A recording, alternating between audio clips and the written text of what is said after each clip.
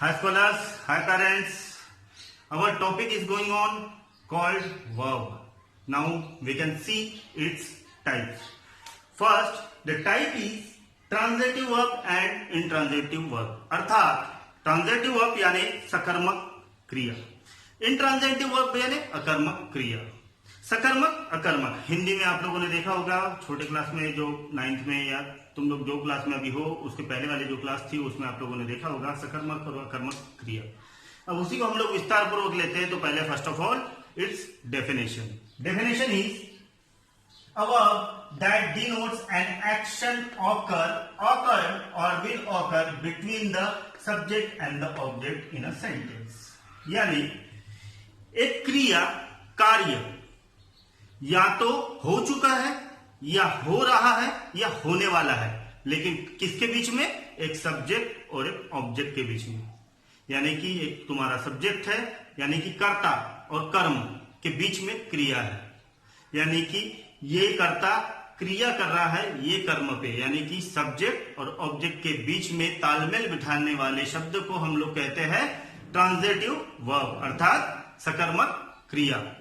अब उसके एग्जाम्पल देखेंगे तो बहुत आसानी से समझ में आएगा। उसका एग्जाम्पल है ही किक द बॉल, उसने गेंद को लात मारी। यानी अब यहां ही ये हो गया हमारा सब्जेक्ट, बॉल ये हो गया हमारा ऑब्जेक्ट। अब यहां सब्जेक्ट और ऑब्जेक्ट है। सब्जेक्ट ने क्या किया? सब्जेक्ट यानी ही, उसने क्या किया? लात मारा। तो लात मारा, किसको लात मारा? बॉल को। यानी कि दोनों के बीच में तालमेल बिठा रहा है हमारा वर्ब, ट्रांजिटिव वर्ब किक, यानी मारना, लात मारना, किक। तो ये जो हमारा जो वर्ब है ये दोनों के बीच में तालमेल बिठा रहा है। ठीक है, यानी कर्ता कुछ तो भी कार्य कर रहा है कर्म पर। सेकंड लेते हैं शी कट्स द वेजिटेबल। अब यहां she it is a subject और vegetable it is an object. ये हो गया ऑब्जेक्ट। अब ये क्या कर रही है? काट रही है। क्या काट रही है? वेजिटेबल। तो cuts here is transitive verb, यानी कि एक शब्द जो सब्जेक्ट में और ऑब्जेक्ट में तालमेल बिठा रहा है तो उसे कहते हैं हम लोग transitive verb. The transitive verb specifies an action that affect both the subject and the object। अब दूसरी तरीके से हम लोग कैसे देख सकते हैं इसे कि ट्रांजिटिव वर्ब जब सेंटेंस में लगता है तो उसका इफेक्ट सब्जेक्ट पर भी होता है और ऑब्जेक्ट पर भी होता है। अब वो कैसे कि वो खड़ा था, उसके पास बॉल आया, यानी कि एक सब्जेक्ट खड़ा है उसके पास ऑब्जेक्ट है बॉल। अब इसने पैर मारा, यानी कि अफेक्ट हुआ इस पे भी। जब ऑब्जेक्ट उसके पास आया तो क्या हुआ? उसने लात मारा, तो फिर अब इफेक्ट किसके ऊपर हुआ? बॉल के ऊपर। तो बॉल कहीं दूर गया।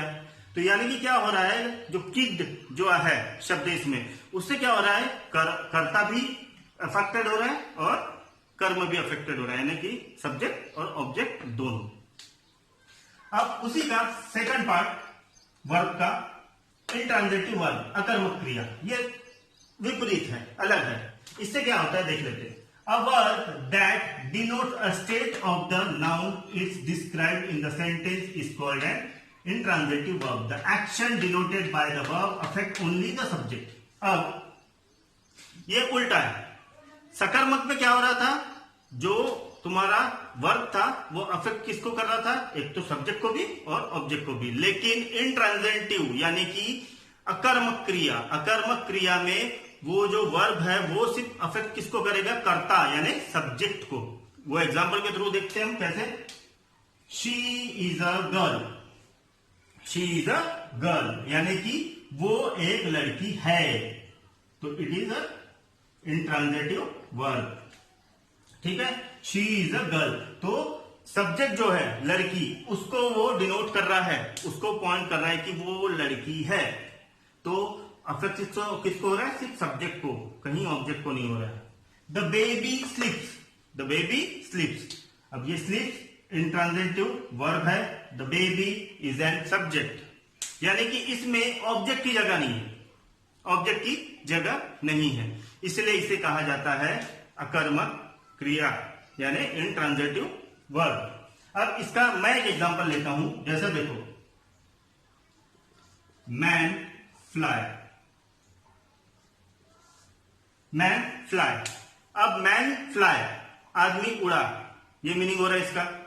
लेकिन अब ये मैन जो है ये हो गया सब्जेक्ट, फ्लाई क्या हो गया, ये हमारा वर्ब, तो इट इज कॉल्ड अ अकर्मक क्रिया, यानी कि हमें कंफर्म नहीं हो रहा है कि हो क्या रहा है ना, तो क्या रहा है, मैन फ्लाई।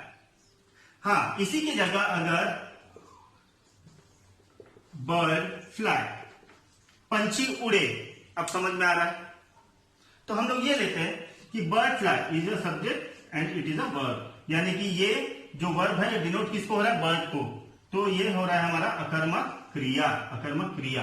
लेकिन अगर हमें इसे सकर्मक बनाना है, जैसे मैन फ्लाई, इसमें समझ में नहीं आ रहा है कि मैन फ्लाई आदमी उड़ा, कोई यही नहीं है, यानी कि सेंटेंस ही नहीं बना, इट इज अ क्लॉज, तो इसे हम लोग अकर्मक में, सकर्मक में जैसे बनाएंगे, यानी ट्रांजिटिव में, मैन फ्लाई अ काइट। अब क्या हो रहा है, ये जो वर्ब है, अब ये क्या कर रहा है, इसको भी पॉइंट कर रहा है और काइट को भी पॉइंट कर रहा है। अब हमारा सेंटेंस हुआ पूरा, अब हमारा सेंटेंस क्या हुआ, पूरा। तो ये कंप्लीटली हो गया है ट्रांजिटिव वर्ब, यानी कि जब हम ऐसा आधा अधूरा लिखते हैं तो वो क्लॉज कहलाता है और सेंटेंस प्रॉपर नहीं होता है, लेकिन कहीं ना कहीं ये अकर्मक क्रिया होती है, अकर्मक क्रिया होती है, जो आधी अधूरी हमें लगती है, लेकिन होती नहीं है हमेशा, लेकिन लगती है। तो ये जो सेंटेंस है इसे हम लोग अकर्मक क्रिया कह सकते हैं, और ये जो कंप्लीट सेंटेंस है जिसमें कि वर्ब सब्जेक्ट को और ऑब्जेक्ट को दोनों को डिनोट कर रहा है, तो इसे हम लोग कहते हैं ट्रांजिटिव वर्ब। अब इसको हम लोग थोड़ा सा टेबुलर फॉर्म में देखेंगे, मैंने टेबुलर फॉर्म में बना के रखा हूं ताकि आपको और आसानी से समझ में आए। जैसे many of the verbs can be used as both transitive and intransitive verbs. अब देखो किस तरीके से, ट्रांजिटिव फॉर्म यानी सकर्मक, इंट्रांजिटिव फॉर्म यानी अकर्मक। सेम चीजें लिए हूं एग्जाम्पल ताकि समझ में अच्छे से आए। ही स्नैक्ड द शीप, वो नाव चला रहा है। Snack, snack it is a verb, he is a subject, sheep is a object, है ना।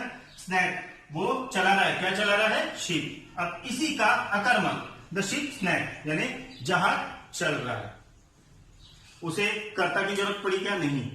अब ऑब्वियसली कहीं ना कहीं बैकग्राउंड में कोई ना कोई चला रहा होगा उसे, लेकिन वो लिखा है कि उसमें नहीं, क्या लिखा है, द शीप स्नैक, यानी कि ये तुम्हारा हो गया वर्ब और इट इज अ सब्जेक्ट, यानी कि ये वर्ब डिनोट किसको हो रहा है, ओनली सब्जेक्ट को, that's why it's called a intransitive form. और यहाँ ये जो ऑब्जेक्ट है, सॉरी ये जो सब्जेक्ट वर्ब है, ये डिनोट किसको हो रहा है, सब्जेक्ट को भी और ऑब्जेक्ट को भी, that's why it's called a transitive form, यानी सकर्मक। सेकंड देखते हैं, the donkey kid the man.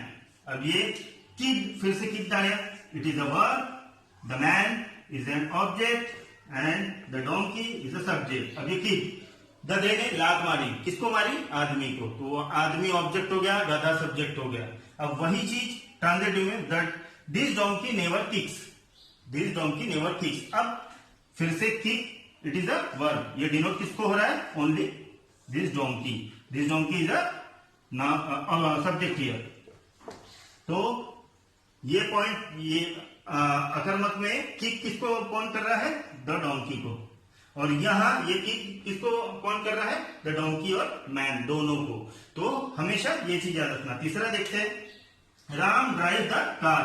अब drive again it's a verb, Ram is subject, the car is an object. अब ये ड्राइव चलाना, राम गाड़ी चला रहा है, राम गाड़ी चलाता है, तो अब ये ड्राइव है, ये इसको भी पॉइंट कर रहा है, ये इसको भी पॉइंट कर रहा है ना। वही चीज यहां राम ड्राइव्स, जैसा मैंने यहां लिखा था मैन फ्लाइज, तो वैसे ही राम ड्राइव्स यानी राम चला रहा है, क्या चला रहा है, आई डोंट नो।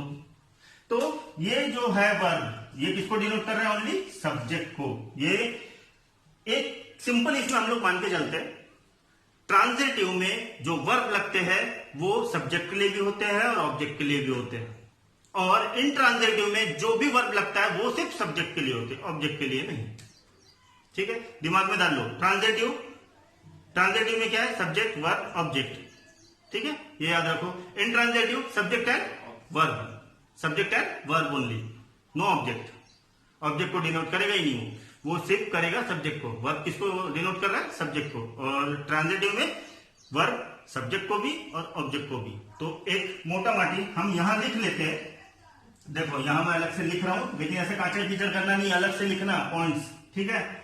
जैसे ट्रांजिटिव में subject plus verb plus object, ठीक है, ये हो गया ट्रांजिटिव का।